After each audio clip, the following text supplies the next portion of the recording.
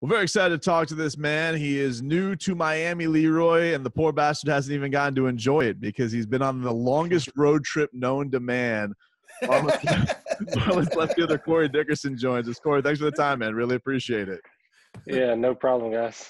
How crazy is this? You finally get to live your dream. You're excited about baseball, and this is not how you draw it up for sure. Yeah, it's been a battle. It's been more of a mental battle. You know, everybody's struggling. Everybody's Right. struggling with finding that.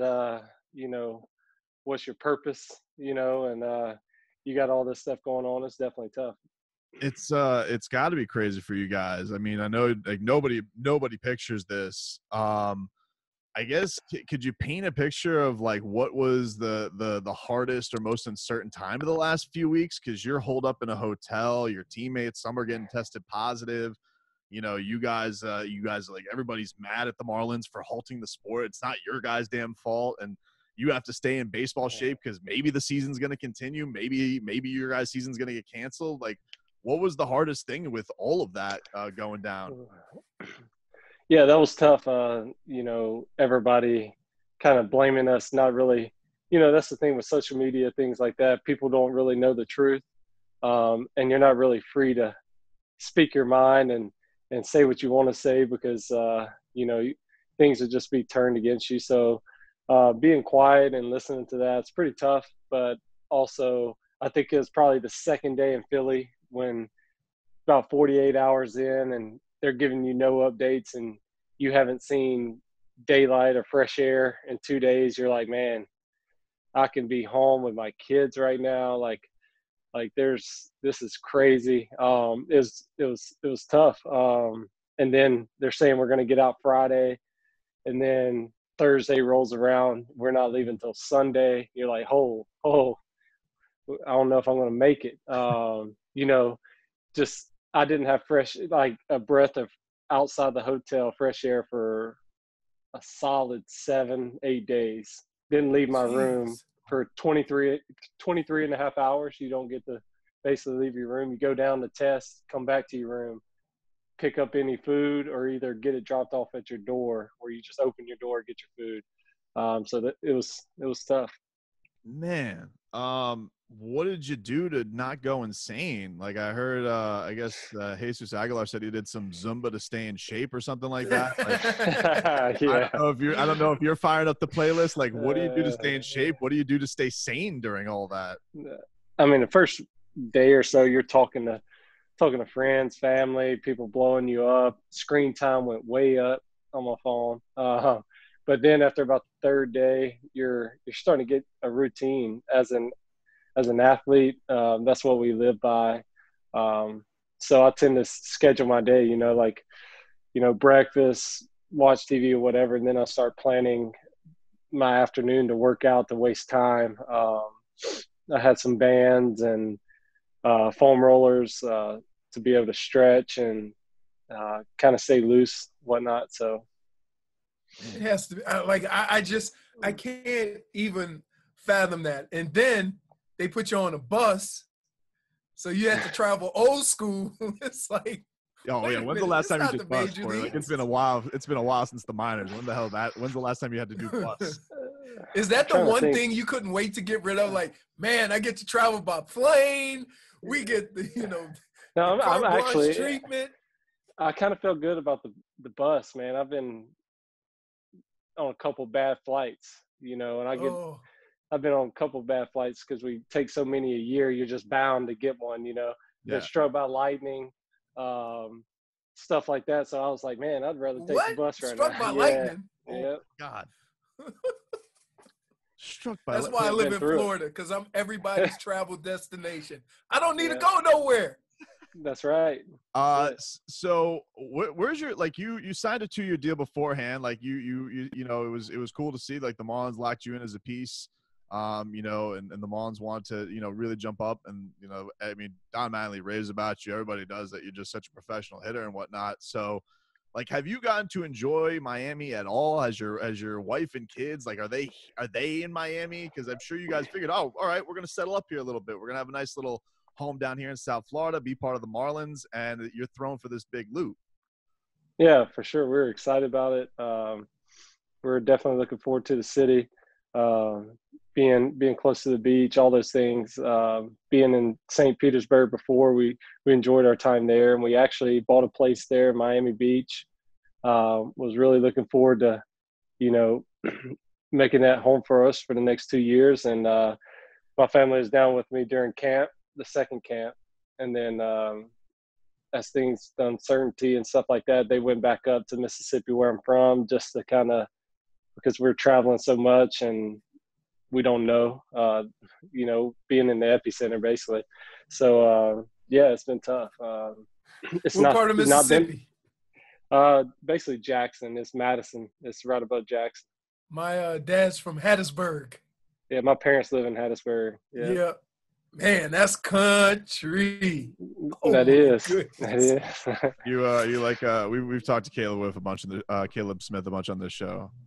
You a hunter? Like, are you like him? He goes out, puts the camo on to go out there and take out ducks. Are you that kind of country or not? Or not? Nah, no, not really. My kids keep me busy. My family. I've always been obsessed with trying to get better at my craft, and it's kind of obsessive.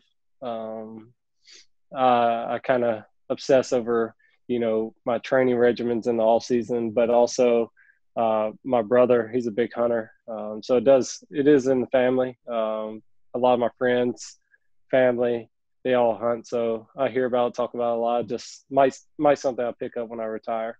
I read this story. I was reading up on you a little bit last night. Speaking of obsessed about your craft, and I gotta get this side of your story. So, when you were dating your wife, you would go to Walmart and buy popcorn kernels, and you would make her soft toss them to you so you could hit them.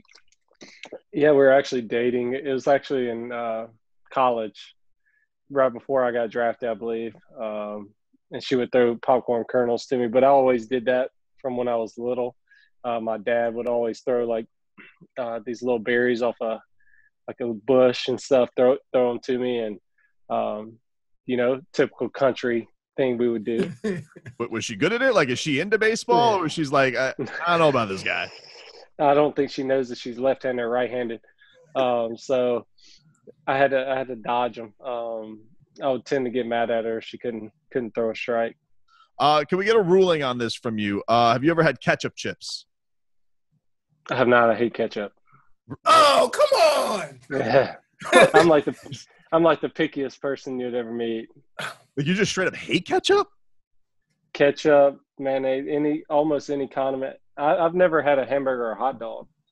What? What? Yeah, What? I don't eat bread. Hold Oh on. my That goodness. seems Yeah. impossible for a baseball player to never have a hamburger or a hot dog. Hey, I struggled in the minor leagues. I was eating granola bar, fruit just to make it. I was going to starve to death. Were you traumatized as a child? Like, that's such a. I'm telling you. Yeah, actually, shoot, I just hate the texture of bread, and yeah, I mean, it's weird. I like pizza. Like, I'll eat a biscuit or something like that, but like any kind of loaf of bread, no chance. Wow. Wait a minute. Hey, Yeah. I guess we from two different sports.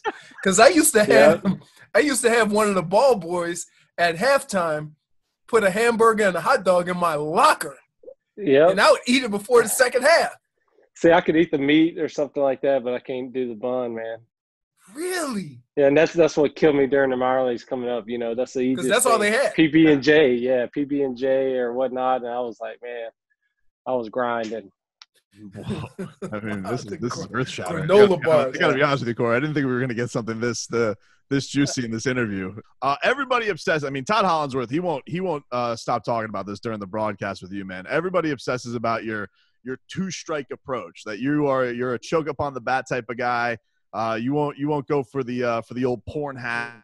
So what is the deal with that? Your approach?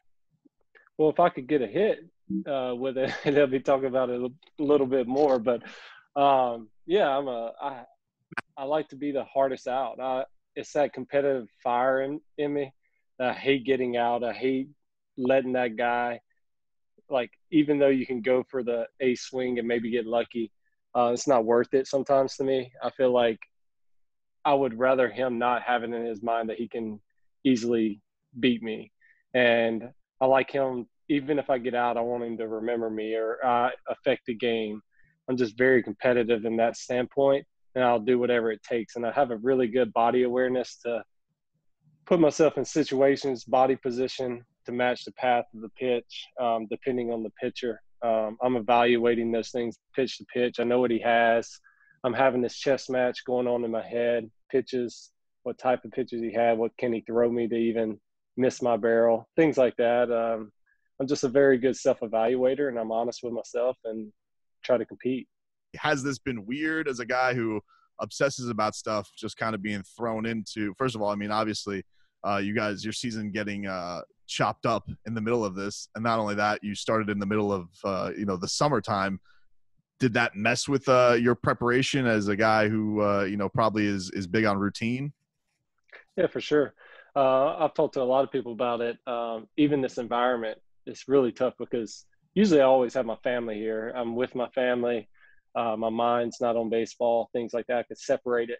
Now everybody's alone. Everybody has time to think about it, dwell on it. And then you go to the field, you're not going to play in front of fans and you're getting ready and all you're thinking about. So like, it's harder to perform.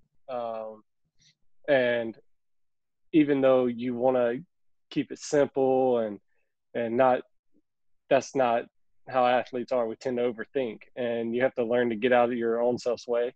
Aggie is doing real good right now. The man don't hit BP. He's watching Netflix 40 minutes for the game.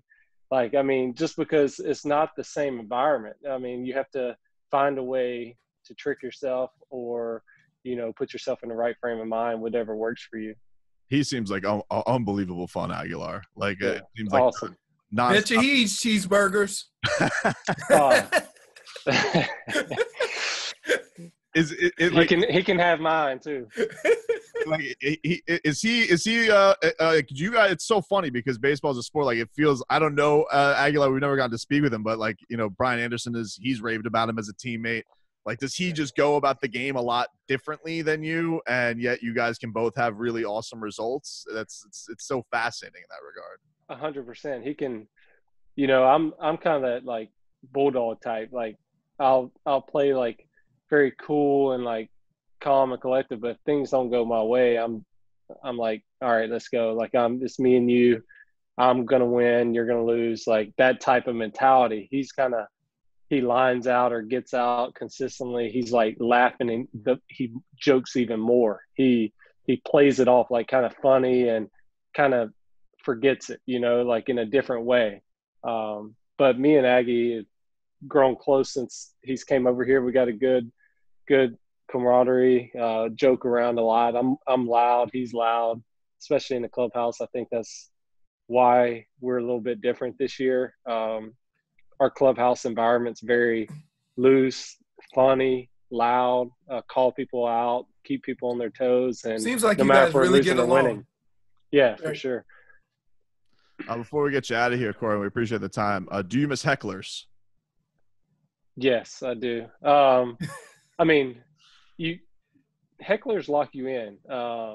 It's not necessarily if you're having a bad game, you can't wait to get back to the hotel. But if you're having a good game, it's always fun. But also hecklers you don't want to make a mistake in front of 40,000 or 30,000 people. So right now you're having this white noise in the background, nobody there. And if you're having a bad game, is your mind completely there? It's a constant 3 hours of trying to lock yourself in, reminding yourself, lock in. So as the season progresses and the games get more on the line, I think it'd be a little bit easier to do that. What is the meanest thing somebody in Philadelphia has said to you? Ooh, I've had things said to me by 8-year-olds that,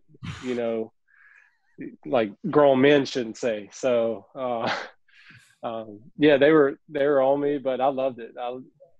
And for me, I wasn't the biggest piece of the pie, I was doing really well, but you got Harper and guys like that they're holding to this standard. And I was kind of floating under the radar. I was like, I don't do social media really. So none of that stuff really bothers me.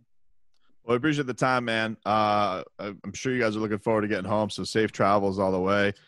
Enjoy Buffalo for the time you're there. And you ever thought you'd be playing baseball in Buffalo? I didn't. And when we pulled up yesterday, there are tents everywhere, tents and like these double wide trailers. I was like, these are our locker rooms. I was like, well, we're having locker rooms in these tents. I was like, so I sent a picture of my wife or whatever, and then we actually get out, and it's actually pretty sick inside. Like, it's like legit. Like, MLB did a really good job. So has it felt worth it? Like, I know there's been guys who have opted out, and this is a pandemic and whatnot. Like, you're going through all you've gone through. You've probably gone through the worst of it than any team's going to go through it, because you guys were not only had the spread, but you're the kind of the guinea pigs of it all. Like, are you glad you went? Like, you're going through all this? Does it feel like something you're going to remember and enjoy back in this? Like, I'm telling you, career's over. Just this road trip, me and J-Ro, our bench coach, we already said we could write a book just on this road trip. I mean, just the hotels we had to change, the bus delays, flight. I mean, different things that messed up that people don't even know about. It's been crazy. But yeah, during the time, there's a lot of people that are mentally, that has messed them up. But also the getting ready for the game and the whole like protocols you got to follow tediously. And it's really tough. I think it weighs on people. I think people have those questions run through their mind, but also we have a job to do and we love to do what we do. We appreciate the time, Corey Dickerson. Thank you so much, man. Thanks, man. Appreciate it. Yeah. Thanks, guys. I appreciate you.